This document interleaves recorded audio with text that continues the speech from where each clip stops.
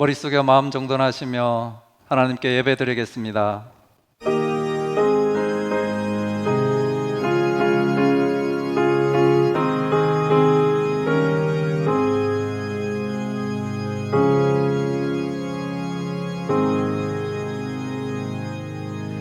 오라 우리가 굽혀 경배하며 우리를 지으신 여호와 앞에 무릎을 꿇자.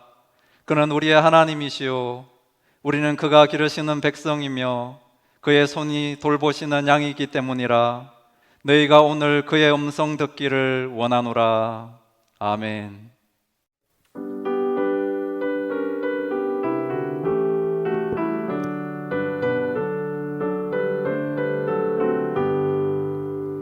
주는 나를 기르시는 목자요, 나는 주님의 귀한 어린 양.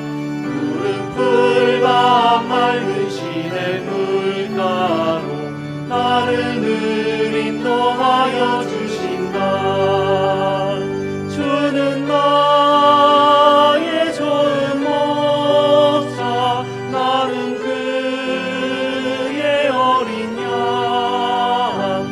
저를 따라 꼴을 먹여주시니 내게 부족함 전혀 없어라.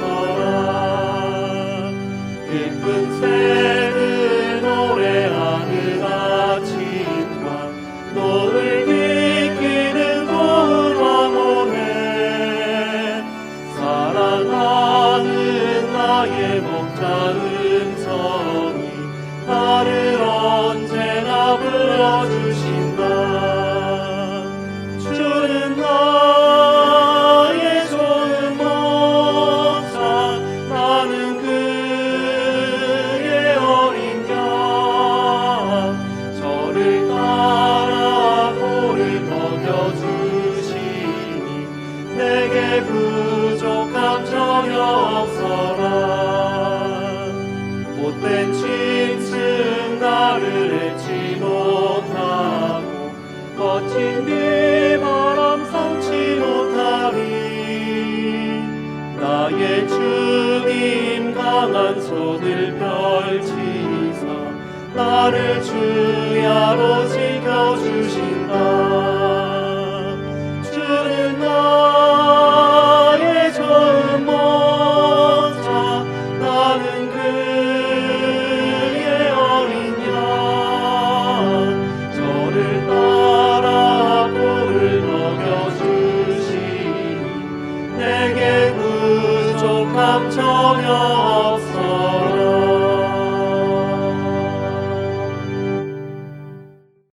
한 주간 자신의 삶을 되돌아보시며 참회와 감사의 기도를 아울러 드리겠습니다.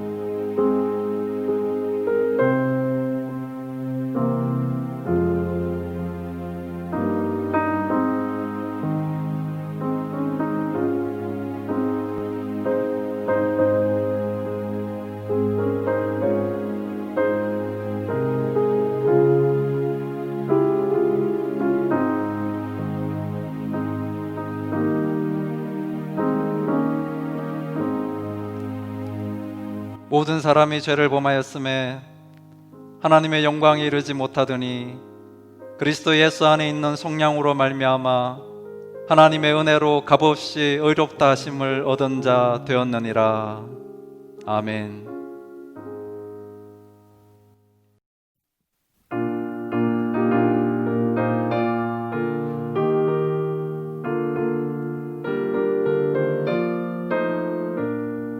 주 어느 때 다시 오시는지 아는 이가 없으니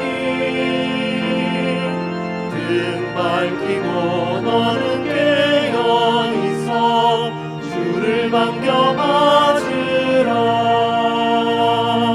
주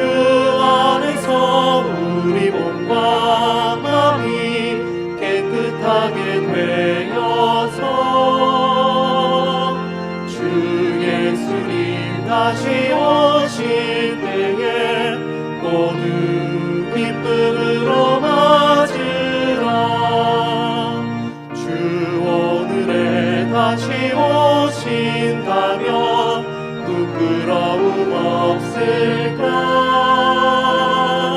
잘하였다 주님 칭찬하며 우리 맞아주실까.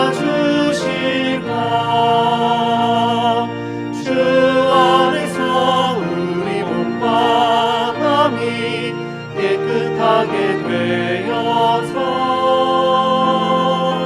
주 예수님 다시 오실 때에 모두 기쁨으로 맞으라. 주 예수님 맡겨주신 일에 모두 충성 다했다. 내 맘속에 확신 넘칠 때에 영원한 식 없겠네. 주 안에서 우리 몸과 마음이 깨끗하게 되어서 주 예수님 다시 오실 때에 모두 기쁨으로 맞으라.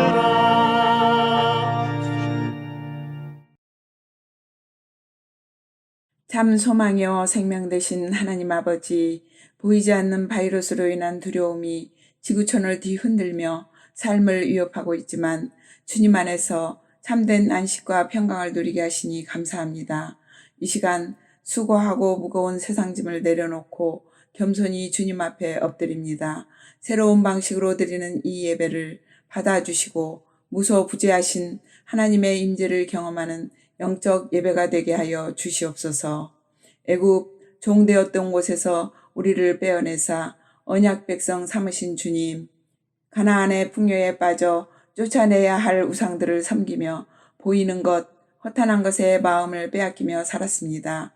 잘못된 가치관으로 하나님의 진노를 쌓고 있는 인간의 악함과 연약함을 불쌍히 여겨 주시옵소서. 닥쳐온 환난 가운데서 회개하고 돌이키라는 주님의 음성을 듣습니다. 광야처럼 부족하고 모자란 것이 많은 현실이지만 영육의 필요를 채우실 하나님만 바라봅니다.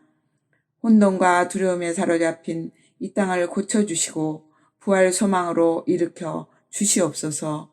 많은 것이 달라진 이때에 우리의 영이 주님의 가치관으로 새롭게 변화되게 하시고 말씀을 지켜 행하는 자의 복을 누리기 원합니다. 주님 기대하시는 부활 증인의 삶을 살 수 있도록 십자가 영성을 회복시켜 주시옵소서. 죄인들을 위해 아들을 내어주신 주님, 소외되고 힘든 이웃을 주님의 마음으로 돌아보고 섬기는 믿음의 공동체가 되게 하시고 기도 가운데 성령의 교제가 이어지게 하옵소서. 각자에게 주어진 삶의 자리에서 영의 성전을 세워나가며 소중한 자녀들에게 성경의 진리를 가르치는 가정의 제사장들이 되기를 원합니다. 교회 학교와 푸른비 폐매 예배를 통하여 다음 세대를 이끌어 나갈 영적 후사들이 세워지게 하시고 수고하는 손길을 기억하여 주시옵소서. 선교사님들의 사역과 건강을 지켜 주시옵소서.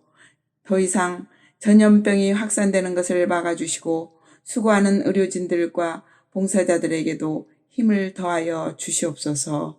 이 시간 절박한 심정으로 주님 앞에 엎드린 지체들을 위하여 기도합니다. 육신의 질병을 고쳐주시고 살려 주시옵소서. 무너진 현실에 주저앉은 영혼들을 만나주시고 위로하여 주시옵소서. 문제보다 크신 주님 의지하여 이겨낼 힘과 용기를 주시옵소서. 말씀을 기다립니다. 세우신 목사님께 은혜 주셔서 위기의 때 지친 영혼을 살리는 생명의 말씀이 선포될 수 있도록 성령으로 붙들어 주시옵소서. 십자가로 완전한 사랑을 이루신 예수님의 이름으로 기도드립니다. 아멘.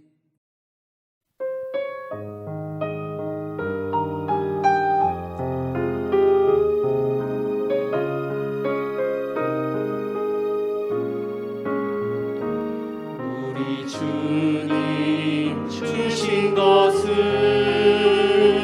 예물로 드립니다. 하나님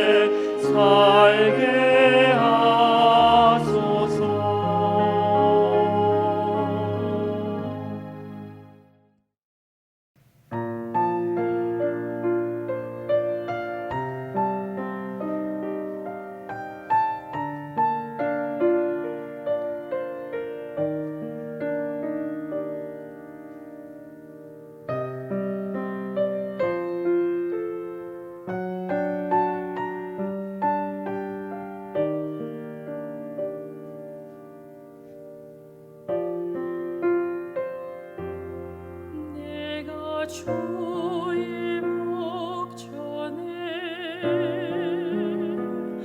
은총을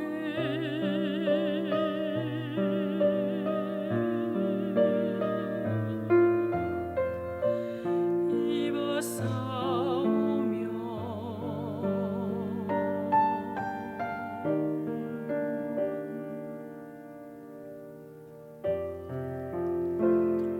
원컨대 주 뜻을 보이사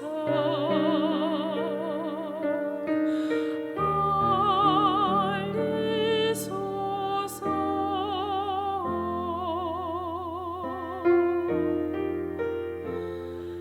나로 주의 목전에 은총을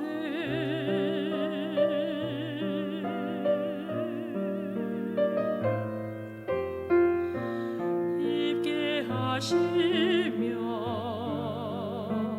이 족속이 주 백성이로 삼으소서.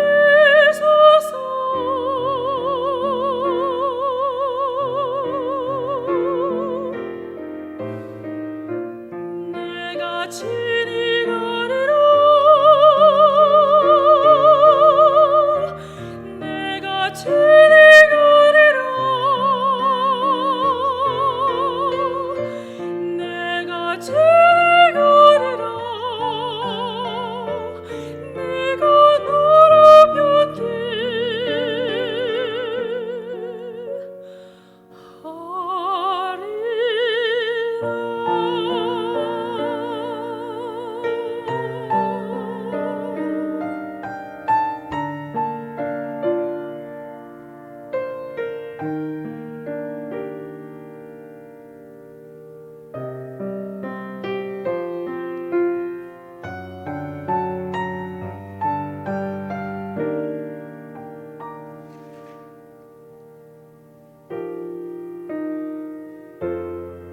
내가 주의 목전에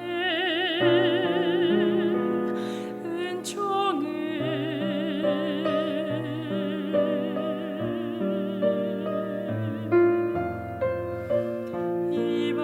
입었사오며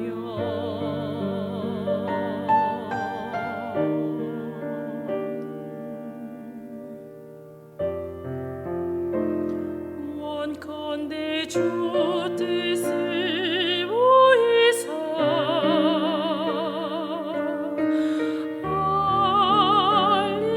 알리소서.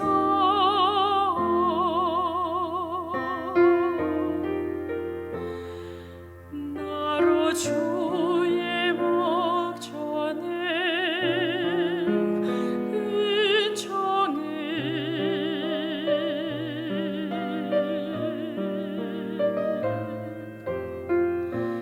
입게 하시며 이 족속이 주 백성이로 삼으소서.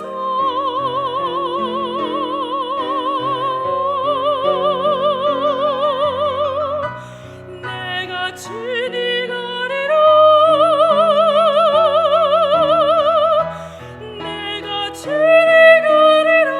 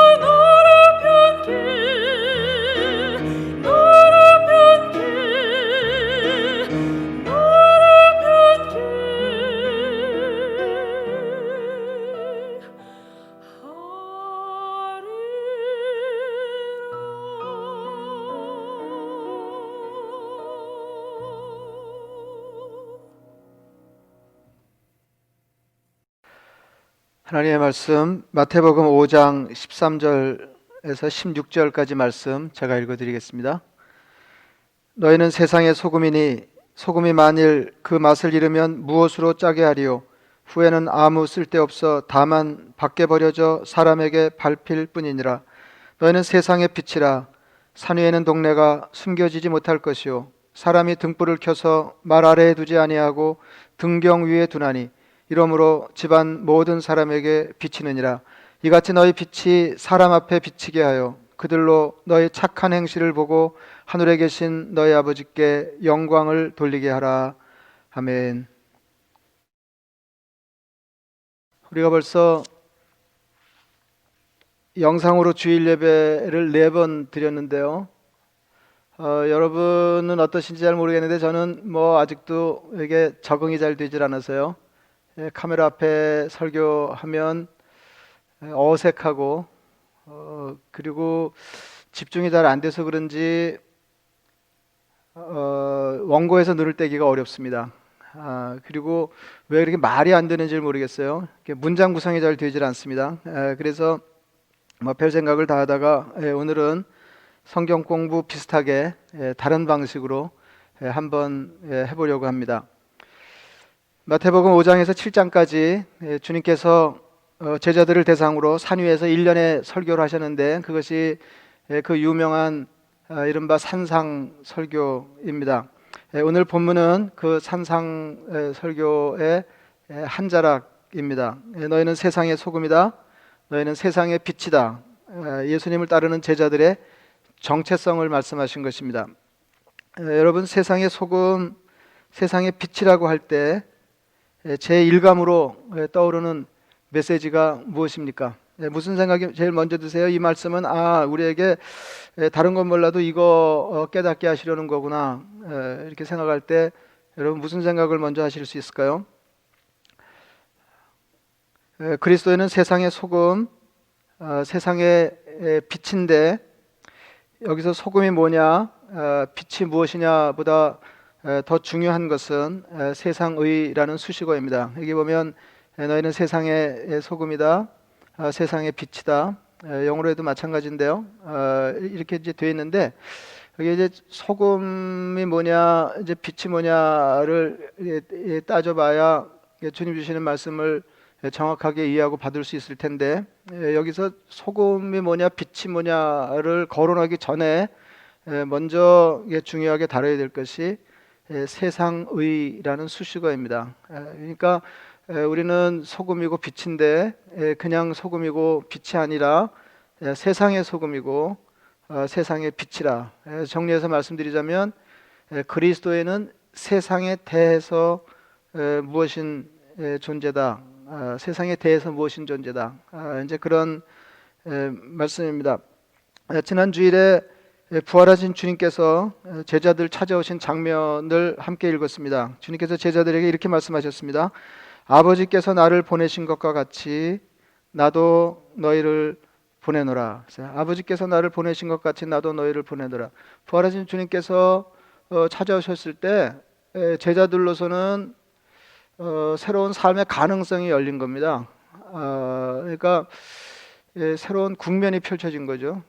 삶의 전망이 생긴 셈인데 그런 이제 극적인 상봉 장면에서 주님께서 가장 먼저 하신 말씀이라고 볼 수 있는데 이제 평안을 너에게 준다, 너에게 평강이 있으라 하시는 말씀 다음에 바로 주신 말씀이 뭐냐면 아버지께서 나를 보내신 것 같이 나도 너희를 보내노라 하신 말씀입니다. 그러니까 하나님이 예수님을 세상으로 보내신 것 같이 예수님은 제자들을 세상으로 보내셨습니다. 그러니까 이제 제자가 뭐냐 그러면 세상으로 파송을 받은 사람입니다.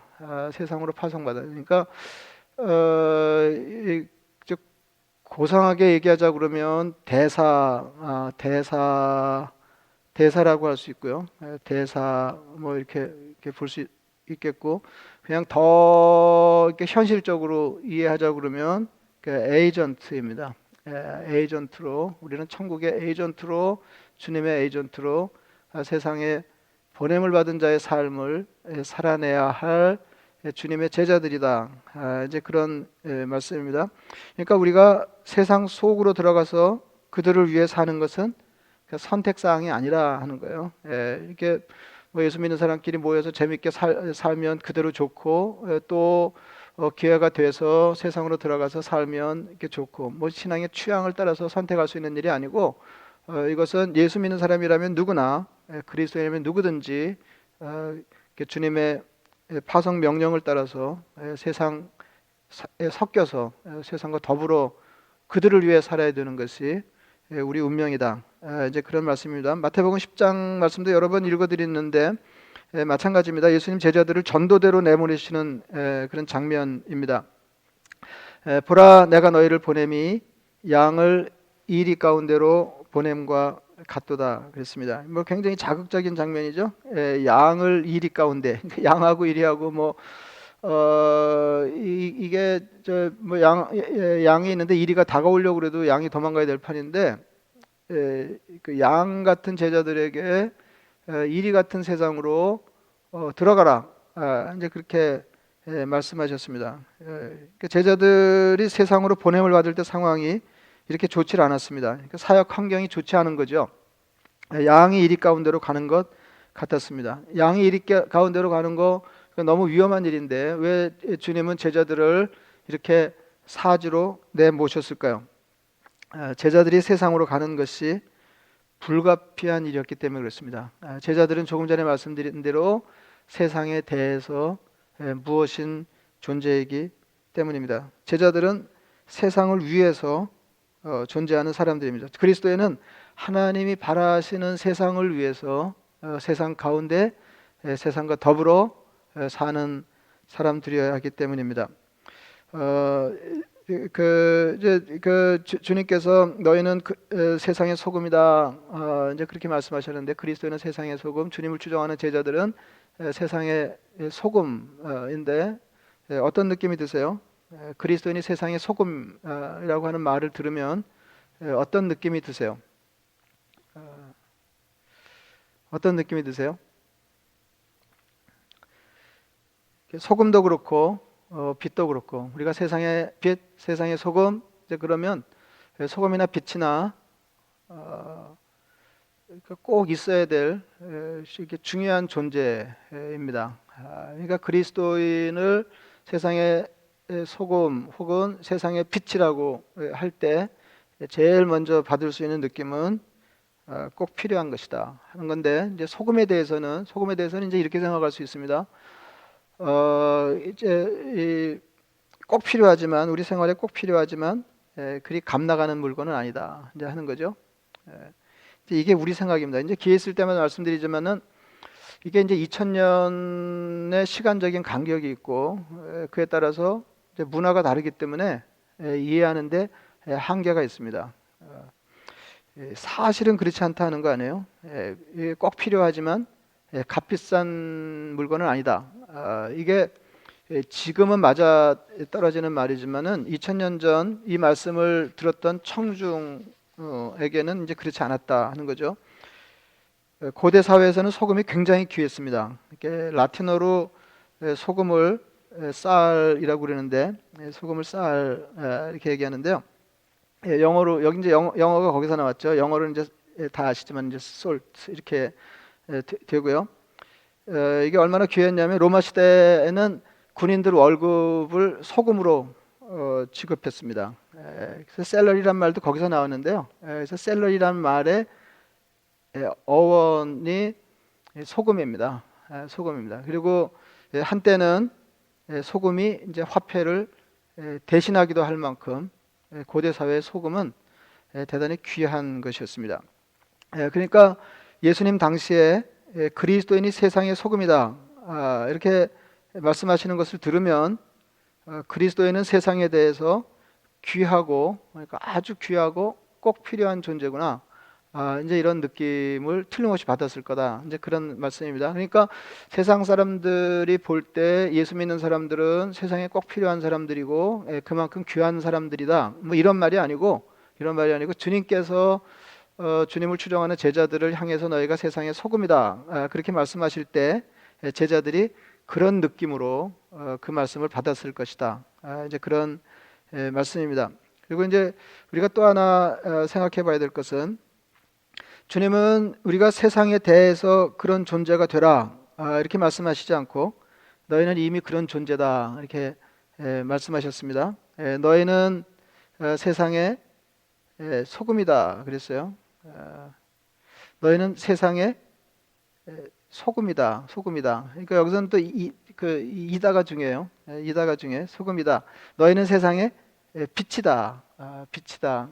그렇게 말씀하셨습니다. 그러니까 소금 되라, 빛이 되라 이렇게 말씀하신 게 아니고 너희는 이미 소금이니까 여기서 이제 그 이슈가 될 수 있는 것은 아무쪼록 소금다운 삶을 살라. 이제 그런 말씀입니다. 근데 이게 굉장히 중요한데요. 사실은 여기만 적용되는 게 아니고 신앙 일반에 적용되는 이제 근본 원리에 해당합니다. 그래서 이제 그 우리 신앙생활의 기본 틀은 존재에서 삶으로거든요. 그러니까 우리가 그런 존재이기 때문에 우리 마땅히 그런 삶을 살아내야 한다는 거예요. 그래서 우리가 그런 존재이기 때문에 하나님이 우리에게 그런 삶을 기대하시고 그런 삶을 명하시는 것입니다. 예를 들어서 이제 우리가 다 이제 예수 그리스도 십자가 은총으로 의롭다함을 받았는데, 그러니까 의롭지 않은데도 불구하고 예수님의 십자가 은총 때문에 의롭다함을 받은 사람들이 됐어요. 그래서 우리가 의로운 사람이기 때문에 의인이 아니고 주님이 의롭다 하셨기 때문에 우리가 의인 되는데, 우리가 의인이기 때문에 의인의 삶을 살아내야 된다는 거죠. 이렇게 의인이기 때문에 의인의 삶을 살아야 된다. 의인의 삶을 살아야 된다는 거고, 다른 말로 하면 이제 이렇게 칭이라는 말 아시죠? 좀 딱딱한데 의롭지 않은데도 불구하고 의롭다고 쳐주는 거 아니에요? 의롭지 않은데도 불구하고 의롭다고 쳐주시는 것은 우리 존재를 주님이 그렇게 규정하신 거죠. 한 것은 우리가 마침내 거룩한 삶을 살게 하시려는 것이다. 이제 그런 말씀입니다. 그러니까 이렇게 우리를 예수 그리스도 십자가 은총 때문에 성도라고 부르는데, 우리가 거룩해서 성도가 아니고 우리가 성도이기 때문에 거룩한 삶을 살아야 된다. 이제 거룩한 삶을 살아야 된다. 이제 그런 거죠. 그러니까 이것도 마찬가지예요. 우리가 이미 소금이기 때문에 소금의 맛을 내야 된다. 소금의 맛을 내야 된다.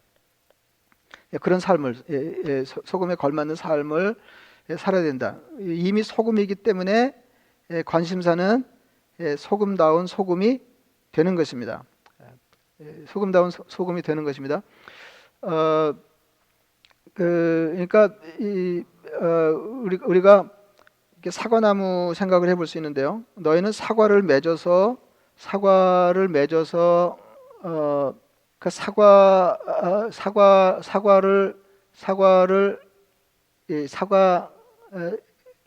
나무하고 이제 사과 관계가 사과를 맺어서 사과나무가 되라 이게 아니고 너희는 사과나무이니까 사과를 많이 맺어라.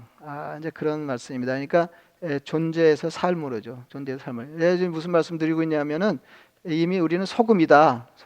그렇기 때문에 소금의 맛을 내는 삶을 살아야 된다. 이제 그런 말씀입니다.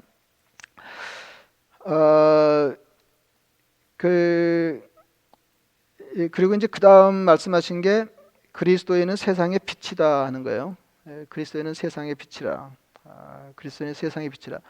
이것도 이게 어렵지는 않은데요. 이렇게 얼른 잘못 읽으면 이렇게 오해 소지가 있는 말씀입니다. 너희는 세상의 빛이라 산 위에 있는 동네가 숨겨지지 못할 것이요. 그랬어요.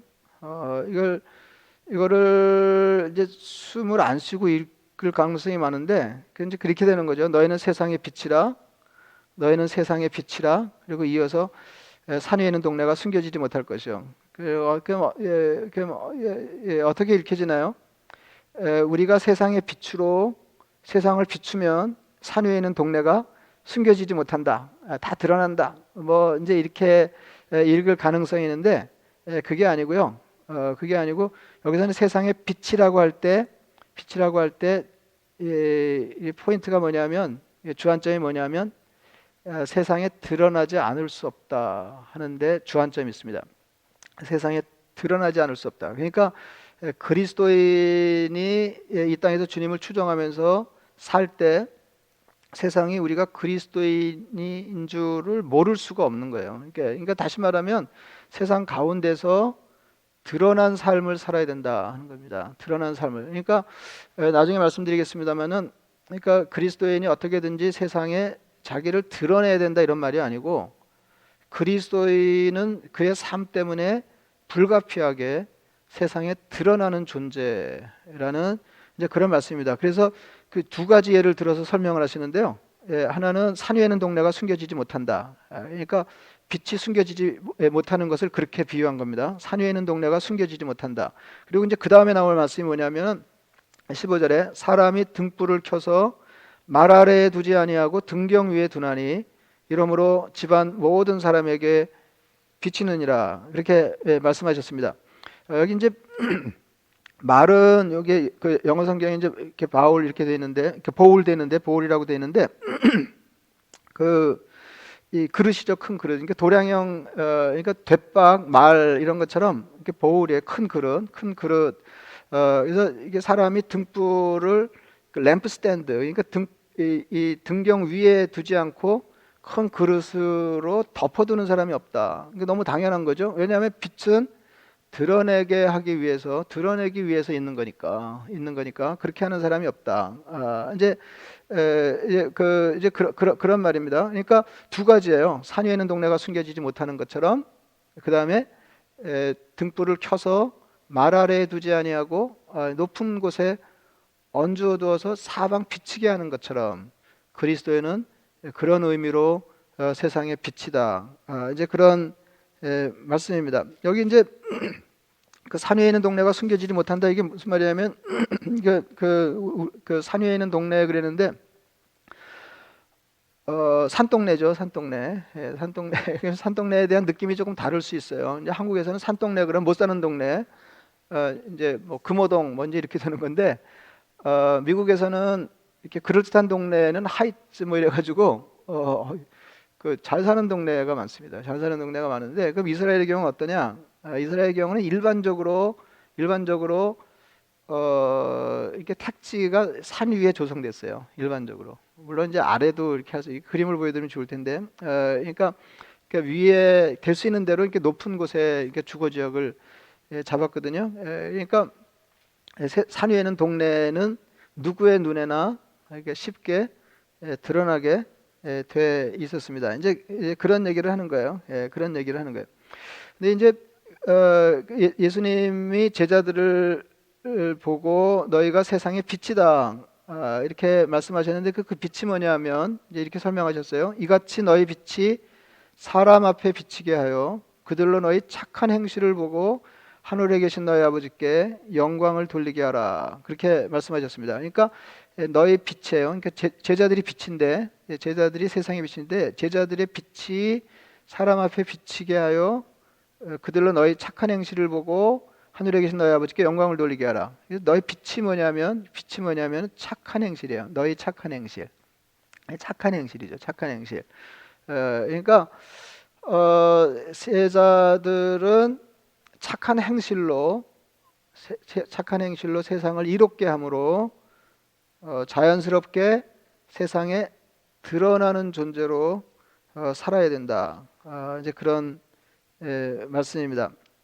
C.S. 루이스라고 있는데 여러분 뭐 다 아시겠습니다만은 20세기 가장 유명한 최고 작가, 기독교 작가로 일컬어지는 사람인데, 이 사람이 이런 얘기했습니다.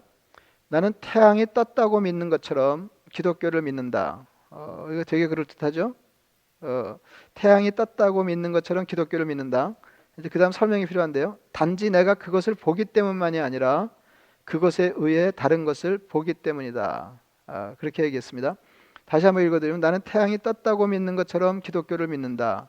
단지 내가 그것을 보기 때문만이 아니라 그것에 의해 다른 것을 보기 때문이다. 그러니까 이제 태양이 있으면 태양이 있으니까 난 태양이 있는 걸 믿는다. 이런 게 신앙이 아니라는 거예요. 이런 게 신앙이 아니라는 거예요. 여기 이제 태양이 있으면은 태양이 비칠 거 아니에요? 비치면 이제 이렇게 집이 드러나죠. 집이 있는 게 사물이 드러납니다. 사물이 드러나는데 이렇게 사물이 밝게 드러나면 해가 떴구나.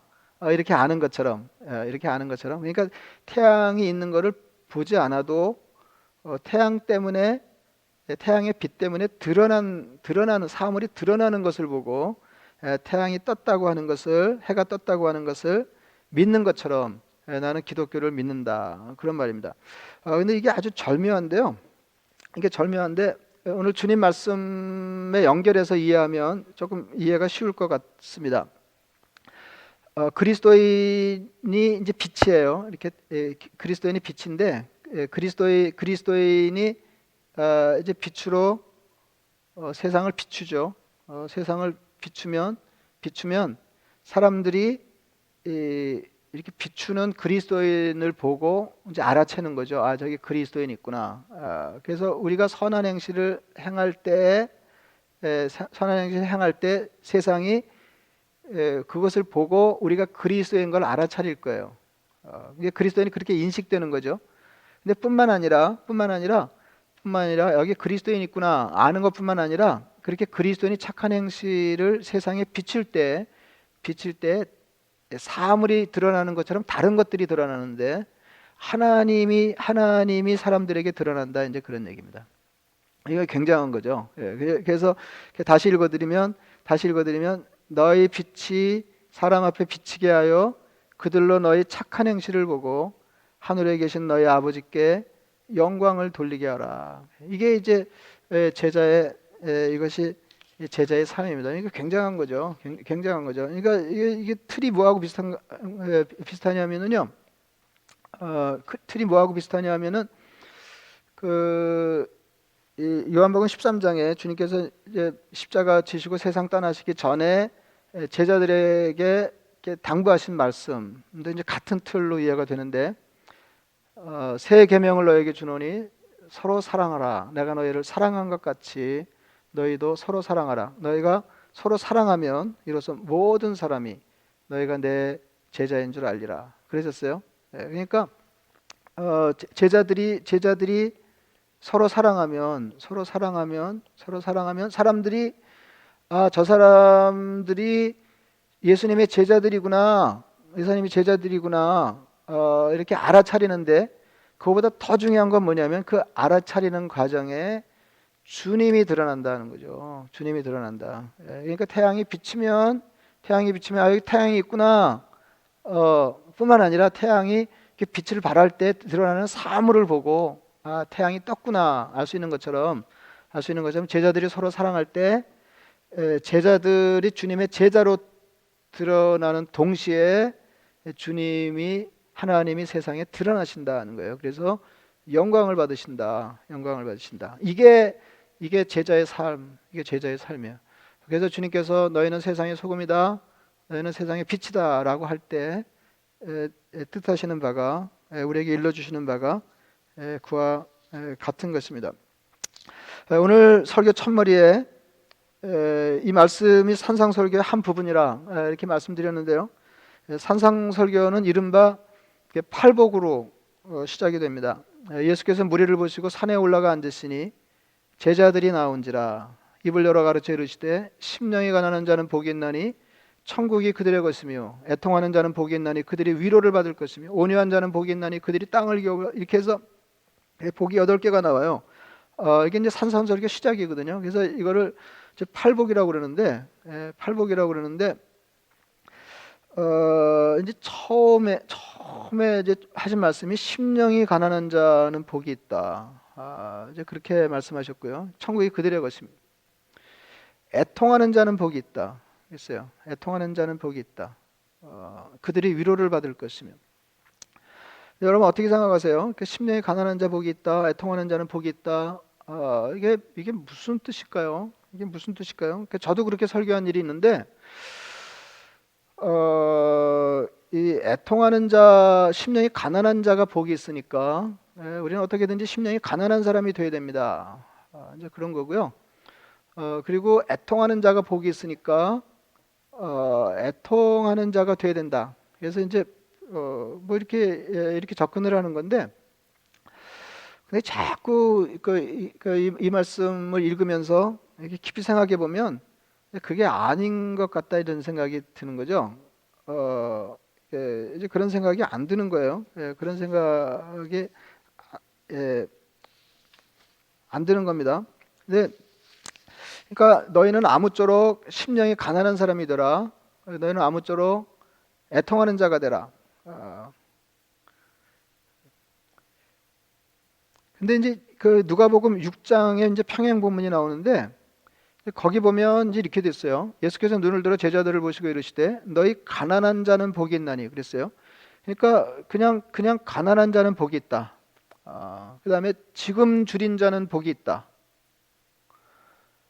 지금 우는 자는 복이 있나니 너희가 웃을 것이며.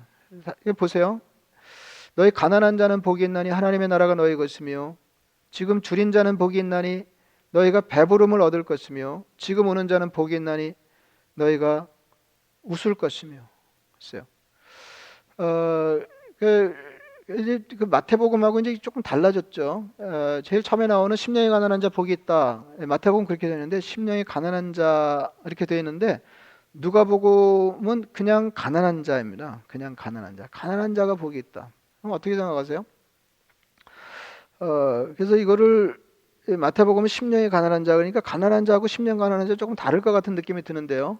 근데 이거를 다른 쪽으로 접근을 해서 이해를 시도하면 어떻게 되냐면 주님은 지금 주님 앞에서 주님의 가르침을 받고 있는 가난한 제자들에게 너희가 복이 있다.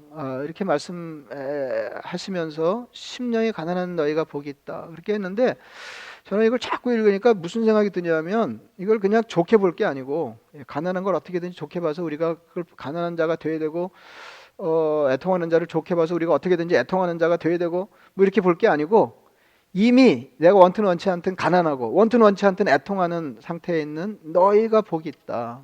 이제 이렇게 읽어야 된다. 이제 그런 말씀이죠.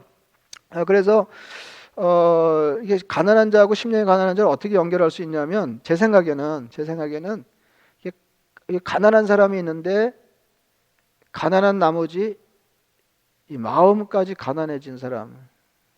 그러니까 하나도 안 좋은 거죠. 여러분 뭐 이거 좋은 건가요? 이게 우리가 어떻게든지 좋게 보려고 그래서 이게 좋게 보이는 건지 이게 좋은 건가요? 그럼 가난한 게 좋은 건가요? 그래서 마음도 가난해진 게 좋은 걸까요? 삶이 너무 고단해서 애통하는 사람이 있는데 그거 좋은 건가요? 이게 우리가 바라야 될 건가요?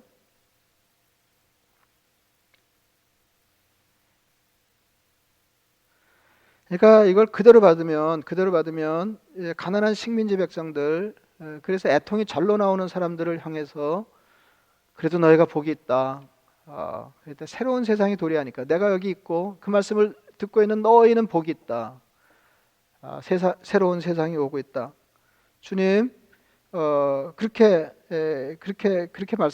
말씀하시는 거다 하는 거죠. 그러니까 주님을 만나서 이 말씀을 듣고 있기 때문에 가난해서 굶주려도 복이고 형편 때문에 울어도 그게 복이 된다. 너희는 복 있는 사람이다. 앞으로 좋아진다. 앞으로 좋아진다. 이렇게 이제 읽어야 된다. 이제 그런 말씀이에요.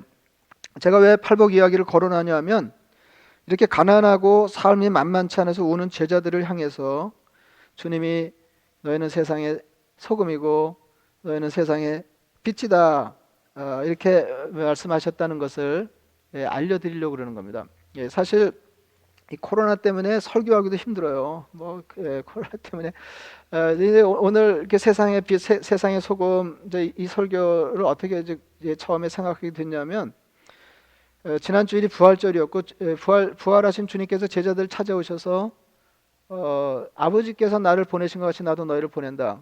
세상에 파송하셨습니다. 그래서 우리는 세상 가운데 파송받은 사람들인데 그 세상 한복판에서 세상 사람들과 더불어서 그들을 위하여 빛과 소금으로서 삶을 살아내야 된다. 이제 이 얘기를 해야 될 것 같아서 이 얘기를 했는데 이제 준비하다 보니까 무슨 생각이 들었냐면 이거 뭐 코로나 때문에 집에 갇혀서 수입도 없고 애들의 들볶이고 뭐 이런 교우들이 듣기에는 너무 한가한 말씀처럼 들리겠다.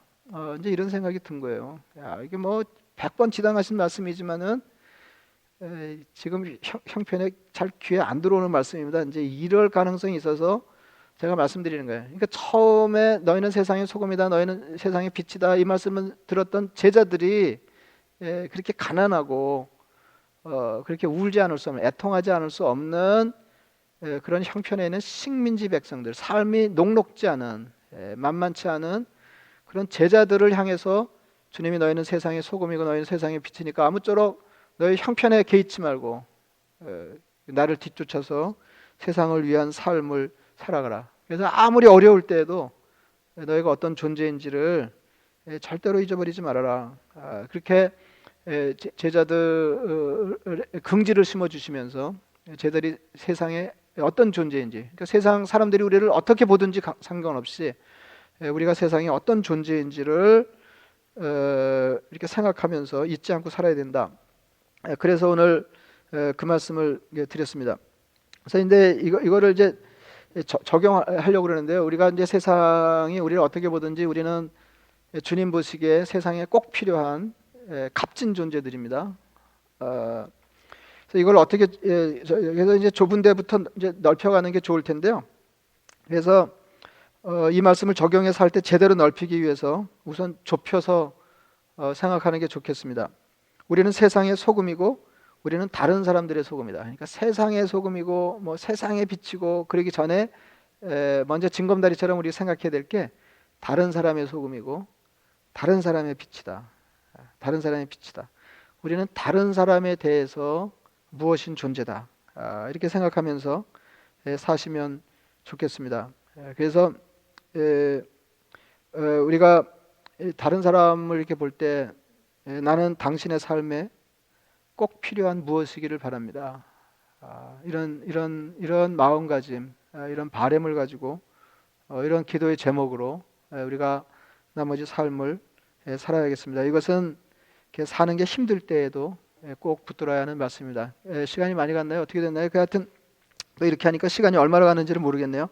이렇게 정리 삼아서 잠깐만 말씀드리겠습니다. 이게 사실은 신앙의 근간에 해당하는 기본 틀에 해당하는 그런 굉장히 중요한 말씀인데, 이제 그리스도인 삶이라는 게 뭐냐, 신앙생활이라는 게 뭐냐? 그러니까 우리가 의롭지 않은데도 불구하고 하나님이 우리를 의롭다 하셔서 의로운 자가 누릴 수 있는 혜택을 누리게 하셨어요. 그게 하나님의 자녀고 예수님의 제자들입니다. 하나님 나라의 백성이에요. 하나님 백성이에요. 그래서 우리가 그럼직한 사람이 아닌데도 불구하고 우리를 그렇게 불러주신 것은 마침내 착한 사람이 되게 하는 것이다. 그러니까 착한 행실을 일삼는 사람이 되라고. 이게 구원의 목적이에요. 그래서 착하지 않은 우리를 불러서 하나님의 자녀라 말씀하시고 아무쪼록 착한 사람이 되라. 세상을 향해서 착한 사람이 되라. 그렇게 말씀하신 겁니다. 그렇게 우리가 착한 사람이 되어서 그리스도인으로 세상을 이롭게 하는 삶을 살 때 하나님이 세상에 영광스럽게 드러나신다. 이게 복이고요. 이게 신앙생활이에요. 우리가 의롭지 않은 우리를 불러서 의로운 삶을 더 쉽게 말하면 착한 삶을 애쓸 때 하나님이 드러나신다. 하나님이 세상에 드러나신다. 그래서 아무리 힘들 때에도 우리가 세상의 빛, 세상의 소금인 긍지를 가지고 이것이 내 삶의 의미가 되게 해주세요. 이것이 내 삶의 보람이 되게 하시고 기쁨이 되게 해주세요. 이런 마음가짐으로 삶을 사시면 좋겠습니다. 코로나 바이러스에 주눅들지 마시기 바랍니다. 말씀을 생각하시면서 기도하겠습니다.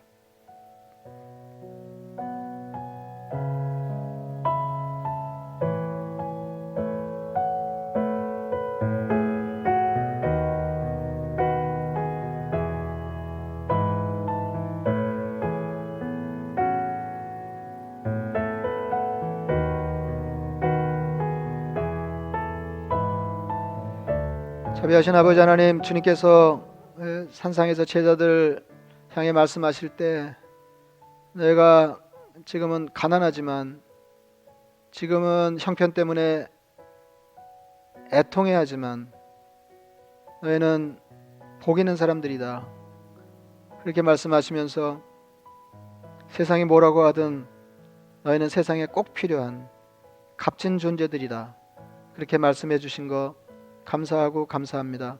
자비하신 아버지, 우리가 나머지 삶을 다른 사람을 향해서, 다른 사람을 위해서 세상의 빛과 소금처럼 소금이 되어 살게 주시옵소서. 이것이 우리 삶의 보람이 되게 하시고 이게 우리 삶의 기쁨이 되게 하여 주시옵소서. 우리가 그런 삶을 살아내므로 세상 사람들에게 주님이 영광스럽게 드러나게 하여 주시옵소서. 감사하고 예수님 이름으로 기도드리옵나이다. 아멘.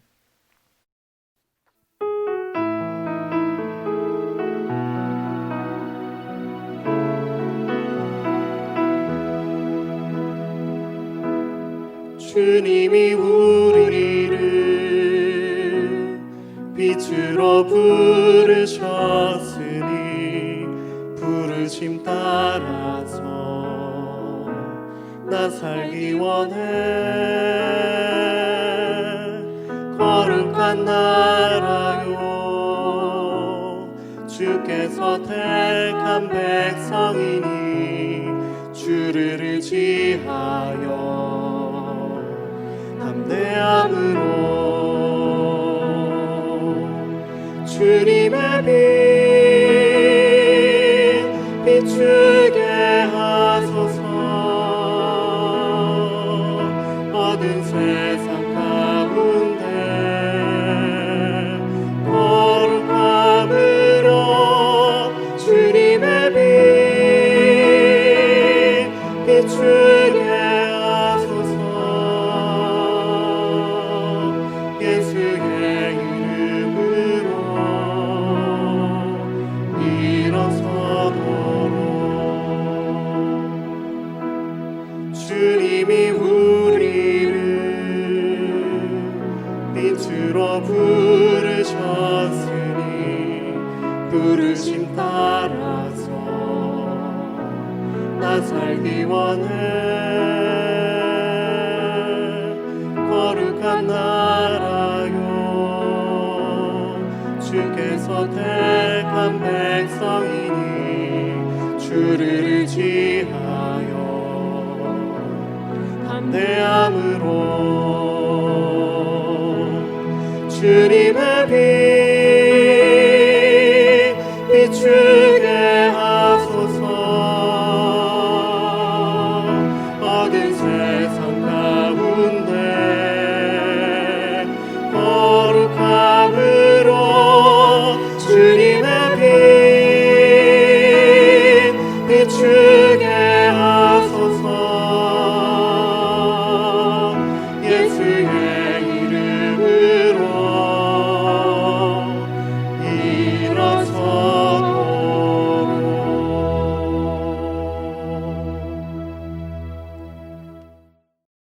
이제는 우리 주 예수 그리스도의 은혜와 하나님 아버지의 극진하신 사랑과 성령의 교통 충만하심이 착한 행실로 하나님을 세상에 드러내기를 소망하는 하나님의 백성들 머리 위에 이제로부터 영원까지 함께 하시기를 간절히 축원하옵나이다. 아멘. 암송하시겠습니다. 마태복음 11장 28절 말씀. 수고하고 무거운 짐진 자들아 다 내게로 오라. 내가 너희를 쉬게 하리라. 마태복음 11장 28절 말씀. 한번 다시 하시겠습니다. 마태복음 11장 28절 말씀. 수고하고 무거운 짐진 자들아 다 내게로 오라. 내가 너희를 쉬게 하리라. 마태복음 11장 28절 말씀.